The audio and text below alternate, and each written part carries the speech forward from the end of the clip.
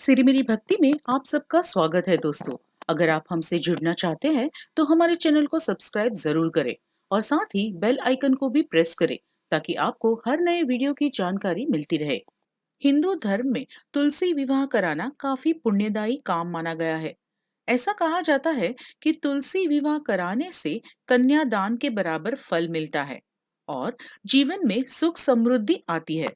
कार्तिक मास के शुक्ल पक्ष की द्वादशी को तुलसी का भगवान विष्णु के स्वरूप शालिग्राम से विवाह कराया जाता है।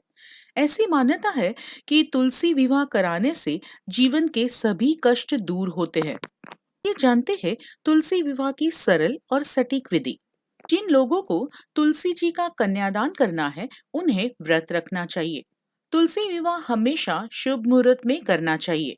शुभ मुहूर्त में तुलसी के पौधे को आंगन में या फिर घर की छत पर एक चौकी पर स्थापित करें। अब एक दूसरी चौकी पर शालिग्राम जी को स्थापित करें। चौकी पर अष्टदल कमल बनाकर उस पर कलश की स्थापना करें। कलश में जल भरे। कलश पर 5 आम के पत्ते रखे और उस पर एक लाल कपड़े में नारियल लपेट कर रख दे। तुलसी के गमले पर गेरू लगाए, साथ ही जमीन पर रंगोली भी बनाए। तुलसी जी की चौकी को शालिग्राम जी की चौकी के बाएं तरफ रखे। अब घी का दीपक जलाए। तुलसी और शालिग्राम जी पर गंगा जल से छिड़काव करे। रोली का टीका तुलसी को लगाए और चंदन का शालिग्राम जी को। तुलसी के गमले की मिट्टी पर अब एक मंडप बनाए। तुलसी जी को लाल चुनरी पहनाए। साथ ही गमले को साड़ी लपेटकर तुलसी को चूड़ी पहनाए। तुलसी के पौधों को लाल साड़ी, आभूषण और बिंदी के साथ दुल्हन की तरह सजाया जाता है। शालिग्राम जी को पंचामृत से स्नान कराए और उन्हें पीले वस्त्र अर्पित करे।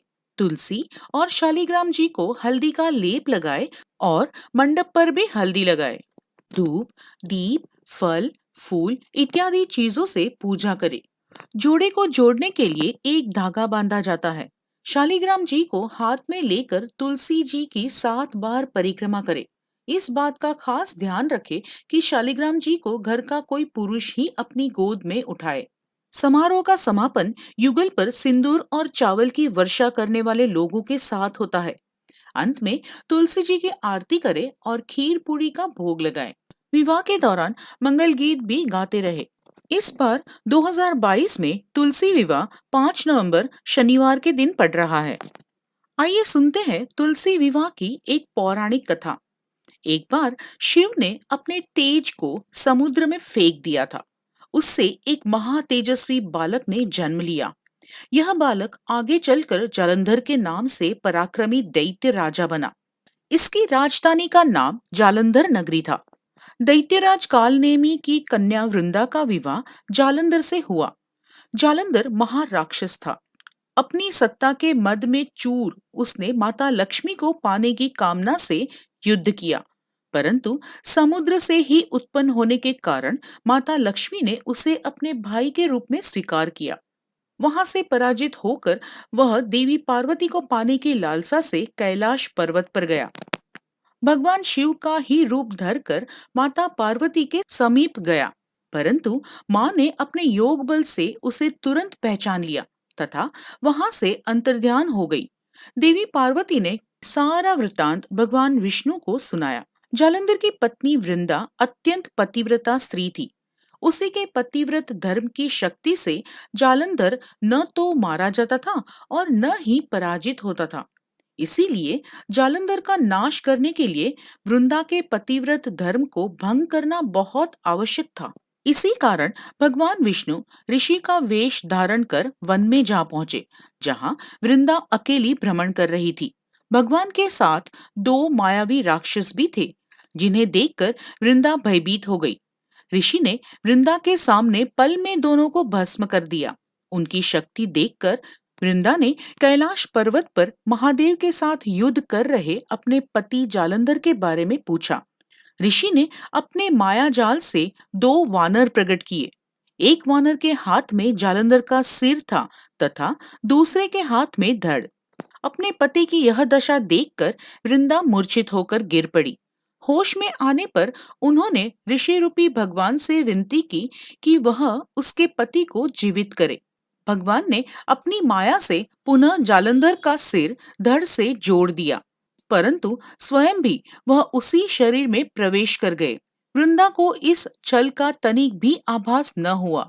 जालंधर बने भगवान के साथ वृंदा पतिव्रता का व्यवहार करने लगी, जिससे उसका सतीत्व भंग हो गया। ऐसा होते ही वृंदा का पति जालंधर युद्ध में हार गया। इस सारी लीला का जब वृंदा को पता चला तो उसने क्रोध में आकर भगवान विष्णु को हृदयहीन शिला होने का श्राप दे दिया। अपने भक्त के श्राप को भगवान विष्णु ने स्वीकार किया और शालिग्राम पत्थर बन गए। सृष्टि के पालनकर्ता के पत्थर बन जाने से ब्रह्मांड में असंतुलन की स्थिति हो गई।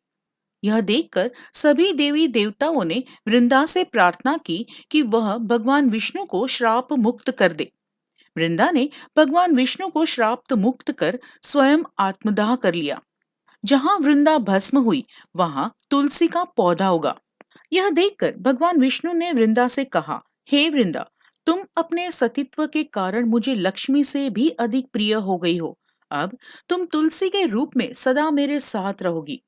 तब से हर साल कार्तिक महीने के देव उठनी एकादशी का दिन तुलसी विवाह के रूप में मनाया जाता है। जो मनुष्य भी मेरे शालिग्राम रूप के साथ तुलसी का विवाह करेगा, उसे इस लोक और परलोक में विपुल यश प्राप्त होगा। सी दैत्य जालंधर की यह भूमि जलंधर नाम से विख्यात है। सती वृंदा का मंदिर मोहल्ला कोट किशनचंद में स्थित है। कहते हैं कि इस स्थान पर एक प्राचीन गुफा भी थी जो सीधी हरिद्वार तक जाती थी। जिस घर में तुलसी होती है वहां यम के दूत भी असमय नहीं जा सकते। मृत्यु के समय जिसके प्राण मंजरी रहित तुलसी और गंगा जल मुख में रखकर निकल जाते हैं, वह पापों से मुक्त होकर वैकुंठ धाम को प्राप्त होता है। जो मनुष्य तुलसी व आंवलों की छाया में अपने पितरों का श्राद्ध करता है, उसके पितर मोक्ष को प्राप्त हो जाते हैं। आशा करती हूँ कि आपको तुलसी विवाह की पूरी विधि और तुलसी विवाह की पौराणिक कथा पसंद आई होगी। अगर आपको हमारा ये वीडियो पसंद आया हो तो हमारे चैनल को लाइक, शेयर और सब्सक्राइब जरूर करें।